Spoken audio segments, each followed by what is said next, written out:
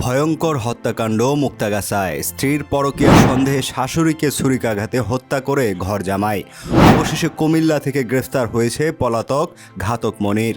ময়মনসিংহের মুক্তাগাছা উপজেলার হরিরামপুর ব্যাপারীপাড়ায় ঘটে যায় এক হৃদয়বিদারক ঘটনা।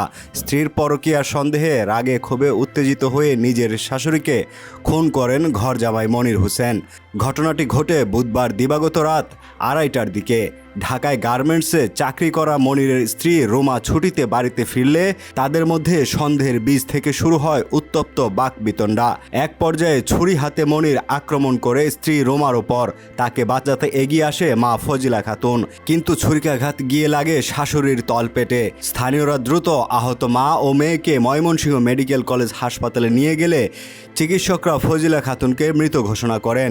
Police bureau of investigation PBI তথ্য প্রযুক্তির সহযোগিতায় কুমিল্লা সদর থানার কোটবাড়ি এলাকা থেকে শনিবার রাতে মনিরকে গ্রেফতার করে। পিবিআই ময়মনসিংহ এসপি মোহাম্মদ রকিবুল আক্তার বলেন, পারিবারিক কলহ ও পরকীয়ার সন্দেহ থেকে এই হত্যাকাণ্ড ঘটে।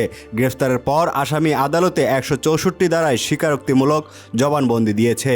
ঘাতক মনির বর্তমানে কারাগারে। তার বিরুদ্ধে মামলা চলমান। পরিবার ও এলাকা জুড়ে চলছে শোকের ছায়া।